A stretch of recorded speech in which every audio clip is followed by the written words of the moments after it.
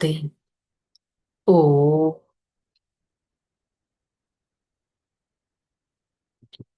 శాంతి. ఓ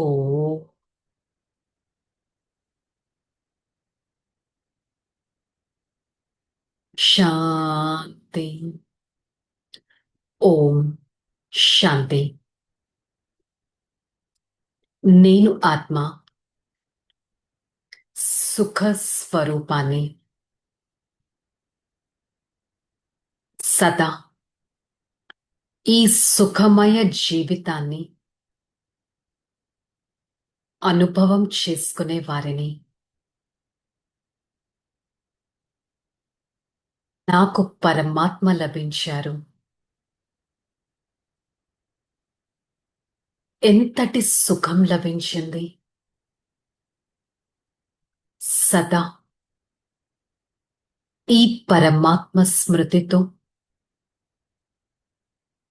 నేను ఆత్మ ఈ క్షణం నా ప్రియమైన తండ్రి పరమాత్మ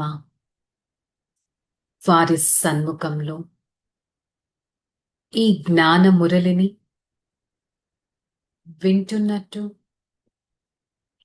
అనుభవం చేసుకుంటాను. ఓం శాంతి.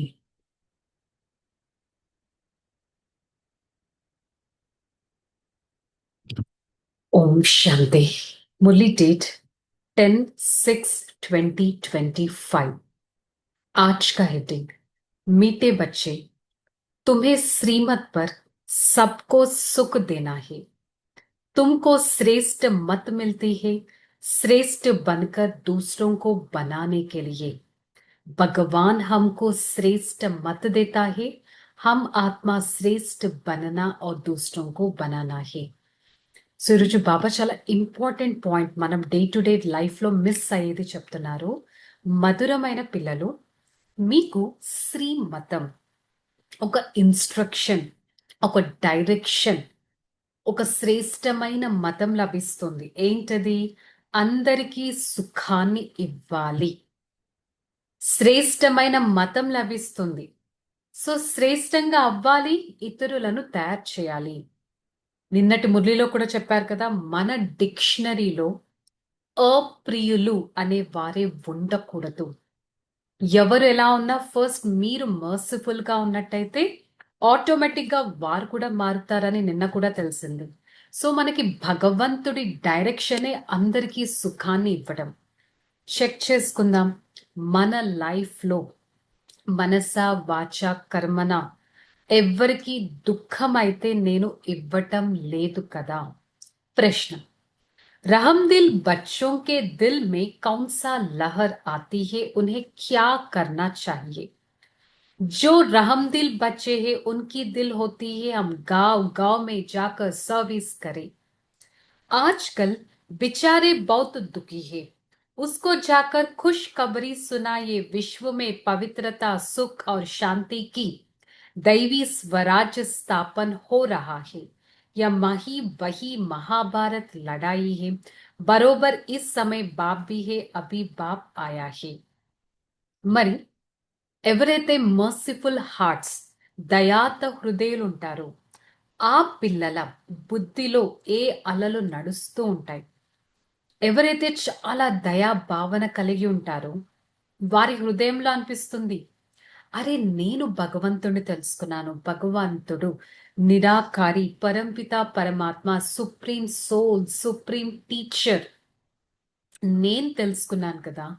మరి నేను ప్రతి ఊరుకు వెళ్ళి సేవ చేయాలి కదా. Charity begins at home.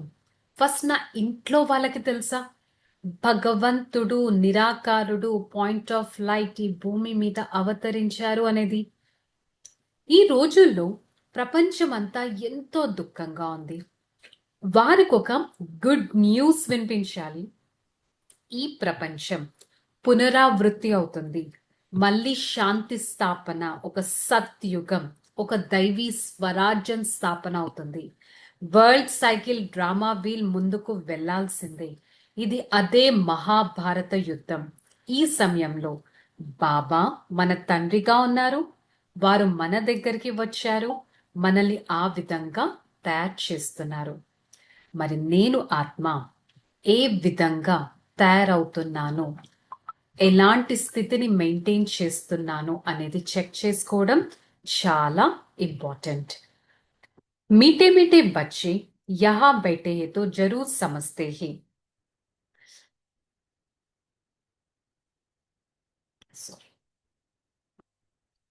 सो मीठे मीठे बच्चे यहाँ बैठे तो जरूर समझते हम कौन है, हम ఈశ్వరీయ సంతాన్ హే. మధురాతి మధురమైన పిల్లలు ఇక్కడ కూర్చున్నప్పుడు తప్పకుండా భావిస్తారు, నేను స్వయం ఈశ్వరుడి సంతానాన్ని. ఇది మనకి సదా గుర్తుంటుందా? నా సర్నేమ్ ఫలానా, నా ఫ్యామిలీ ఫలానా, నా జన్మనిచ్చిన పేరెంట్స్ ఫలానా, ఇవి గుర్తుంటున్నాయా? నేను ఈశ్వరుడి సంతానం, ఈశ్వర్ భగవంతుడి సంతానం, ఈశ్వరీయ సంతాన్. ఈ ఒక్క వర్డ్ గుర్తుంటే చాలు, సదా సోల్ కాన్షియస్నెస్ ఆటోమేటిక్ గా వస్తుంది. నేను ఒక ఆత్మని భావిస్తాం. ఈ నేను ఆత్మ ఈ శరీరం ద్వారా వింటున్నాను అనుకుంటాను. నేను ఆత్మ ఈ శరీరాన్ని ఒక అప్పుగా తీసుకున్నాను అనుకుంటాను. నేను ఆత్మ ఈ శరీరంలో ఉన్న చెవుల ద్వారా వింటున్నాను అనేది నాకు గుర్తొస్తుంది. अभी हम ईश्वरीय संतान व संप्रदाय फिर दैवी संप्रदाय बनेगा. स्वर्ग के मालिक होते भी है देवताये. ఇప్పుడు నేను ఆత్మ ఈశ్వరీయ సంతానాన్ని, నేను భగవంతుడి సంతానం నుంచి దైవీ సంప్రదాయానికి చెందిన వారిగా అవుతాను. నేను ఆ స్వర్గానికి యజమానిగా అవ్వపోయే ఒక దేవీ దేవతను. ఒక్కసారి గుర్తు తెచ్చుకుందాం. భగవంతుడు మనని అంత ఎలివేటెడ్ స్టేజ్ లో చూస్తున్నారు. You are not a normal soul, you are a divine being అనేది మనకి చూస్తుంటే, మరి రోజంతా I belongs to Supreme Father, I belongs to the Supreme Father's inheritance, and at the same time I belongs to the divine family అనేది నాకు రోజంతా గుర్తుంటుందా? Example, 5,000 సంవత్సరాల క్రితం కూడా మీకోసం దైవీ రాజ్య స్థాపన జరిగింది. ఇప్పుడు మళ్ళీ అది జరుగుతుంది. మళ్ళీ మనం దేవతగా అవబోతున్నాం. इस समय सारी दुनिया, भारत खास और दुनिया आम मनुष्य मात्र एक दो को दुख ही देते रहते हैं. सब मनुष्य मात्र एक दो को दुख देते हैं, उनको यह पता नहीं सुखदाम भी होता है. మరి ఈ ప్రపంచంలో ప్రతి ఒక్కరు ఒకరికొకరు ఎంతో దుఃఖాన్ని ఇచ్చుకుంటున్నారు. వారికి పాపం కనీసం తెలియని కూడా తెలియదు ఒక సుఖధామం, ఒక గోల్డెన్ ఏజ్, ఒక డివైన్ ఏజ్, ఒక సత్యుగం ఉంటుంది అనేది. స్వయం పరంపిత పరమాత్మ వచ్చి అందరికీ సుఖం, శాంతి తయారు చేస్తున్నారు. మరి ప్రతి ఇంట్లో ఎంత దుఃఖం ఉంది, అసలు ప్రపంచం మొత్తం దుఃఖమే దుఃఖం ఉంది. ఇప్పుడు బాబా వచ్చి 21 జన్మలు, 21 బర్త్స్ అంటే సత్య త్రేతాయుగాలు ఎలా సుఖంగా ఉంటారు అనేది మనకి అర్థం చేయిస్తున్నారు. या कोई की बुद्धि में चिंतन नहीं होगा, तुम्हारी बुद्धि में है बरोबर हम ईश्वरीय संप्रदाय थे, सारी दुनिया मनुष्य मात्र ईश्वरीय संप्रदाय है. సో ఈ విషయాలు ఎవరికి తెలియదు, కానీ ఇప్పుడు మనకు తెలుసు. మనం ఈశ్వర్ అనగా ఇక్కడ ఒక రిలీజియన్ గురించి చెప్పట్లేదు, ఒక మనిషి గురించి చెప్పట్లేదు. ఈశ్వర్, శివ, శ్రేష్టాకారి, point of light, I belongs to him అని చెప్పడమే జరుగుతుంది. యాక్చువల్లీ మనమే కాదు, ప్రతి ఒక్క సోల్ పరమాత్మ సుప్రీం ఫాదర్ కి చెందిన వారే. కాకపోతే వారికి సుప్రీం ఫాదర్ పరమాత్మ పరిచయం లేదు, వారు కూడా ఒక పాయింట్ ఆఫ్ లైట్ అని. ఇప్పుడు మనకి భగవంతుడి శ్రీమతం అనేది లభించింది. మరి నేను ఆత్మ ఎంత శ్రేష్టంగా అవుతున్నానో చెక్ చేసుకోవాలి. మరి ఉన్నతమైన భగవంతుడు నాకు లభించారు, శ్రేష్టాతి మతాన్ని మనకిస్తున్నారు, నన్ను ఉన్నతంగా తయారు చేస్తున్నారు, విశ్వానికి యజమానిగా చేస్తున్నారు, స్వర్గానికి యజమానిగా చేస్తున్నారు. ఇంతటి నిశ్చయ బుద్ధి నాలో ఉందా అనేది చెక్ చేసుకోవాలి. हम ही 100% పవిత్ర గృహస్థ మార్గ వాలే తే. సో మనమే 100% పవిత్రమైన గృహస్థ మార్గానికి చెందిన వారిగా ఒకప్పుడు ఉండేవాళ్ళం. సో ఇలాంటి బ్యూటిఫుల్ లైఫ్ మనకి మళ్ళీ రాబోతుంది అంటే మన మైండ్ స్టెబిలిటీ అంతగా ఉందా? So again to the same point, నేను సుఖధామానికి వెళ్ళపోతున్నానంటే నేను అందరికీ సుఖాన్ని ఇస్తున్నానా? నేను సుఖవంతంగా ఉంటున్నానా? నేనెవ్వరికీ దుఃఖం ఇవ్వట్లేదు కదా. స్వయం భగవంతుడు నన్ను ఎంచుకున్నారంటే అహో నా సౌభాగ్యం అని బేసిక్ పాయింట్ గుర్తుంటుందా? చెక్ చేసుకోవాలి. धारणा, सदा यह निश्चय रहे कि हम ईश्वरीय औलाद हैं, श्रेष्ठ मत पर चलने वाले हैं, किसी को भी दुख नहीं देना है, सबको सुख का रास्ता बताना है, सपूत बच्चा बन बाबा पर कुर्बान जाना है, बाबा की हर कामना पूरी करनी है. जैसे बाप दादा निर्माण और निरहंकारी, वैसे बाबा समान बनना है. నిశ్చయం ఉండాలి, నేను ఈశ్వరీయ సంతానాన్ని, స్వయం భగవంతుడికి చెందిన వారిని, వారి శ్రేష్టమైన మతం పైన నడుస్తాను. మరి ఈరోజు భగవంతుడు నాకు ఇచ్చిన మతం ఏంటి?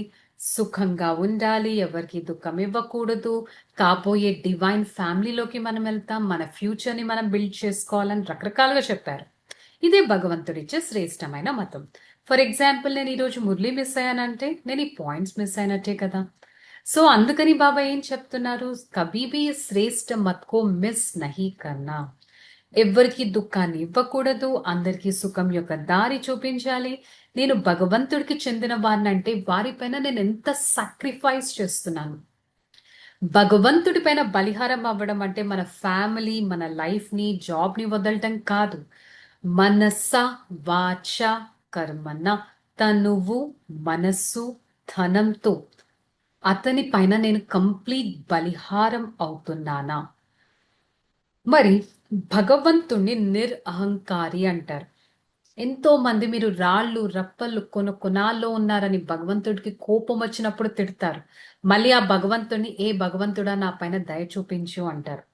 మరి భగవంతుడు అంత ఉన్నతమైన వారు ఒక సామాన్య వృద్ధ మానవ తనువు ద్వారా మనకి ఇన్ని పాయింట్స్ వినిపిస్తున్నారు కదా, ఏ అహంకారం లేకుండా.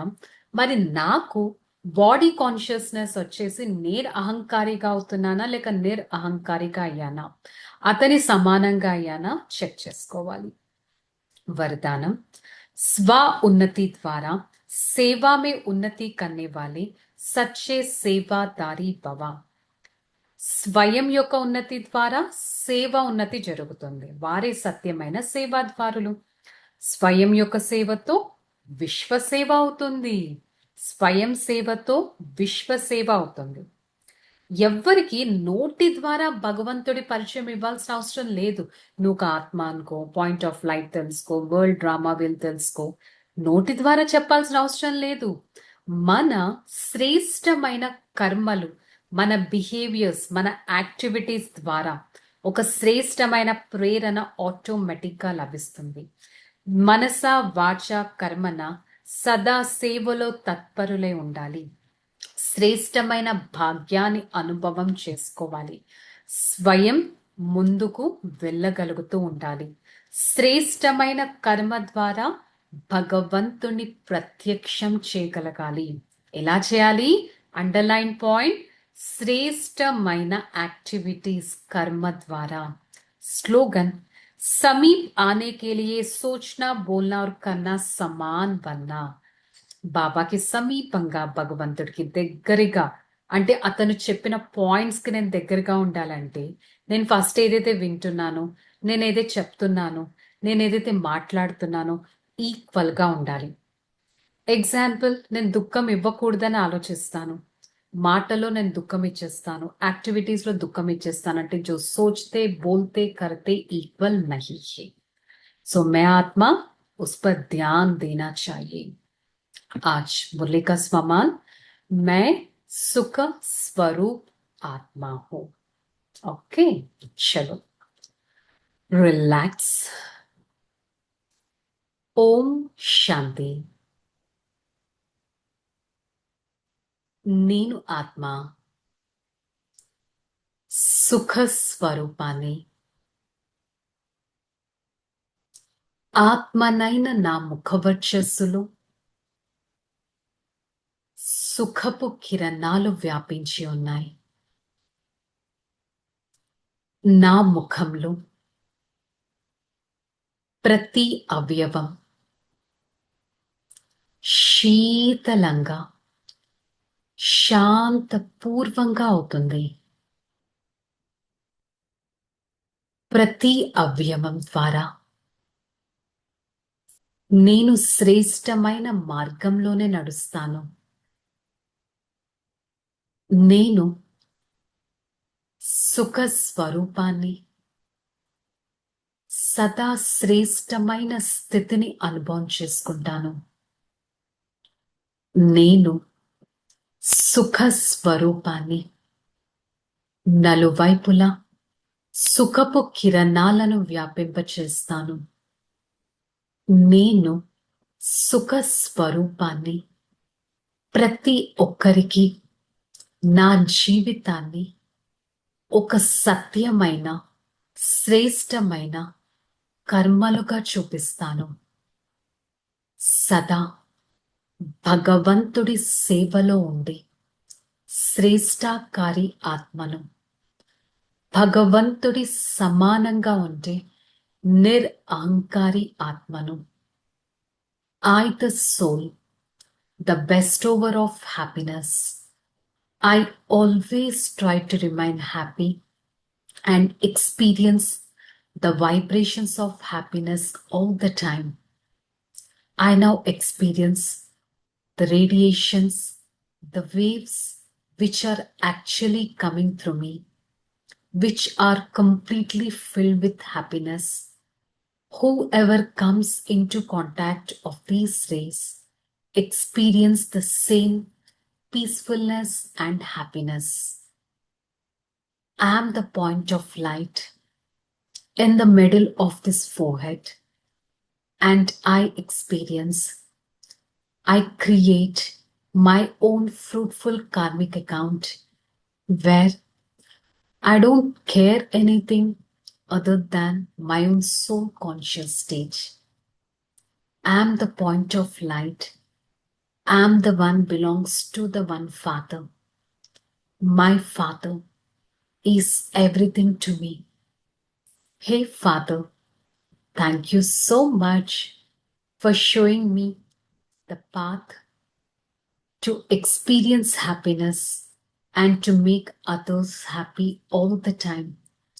I always try to follow the path of the Supreme Father and try to be divine, blissful, happy, and serviceable all the time.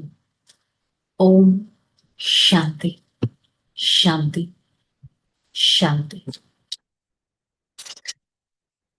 I, the soul, experience the radiations of happiness from the Supreme Father. I spread such radiations to every part of this body, and I try to remain happy with the power of the Supreme Father, and I try to make others happy too. Om Shanti, Shanti, Shanti.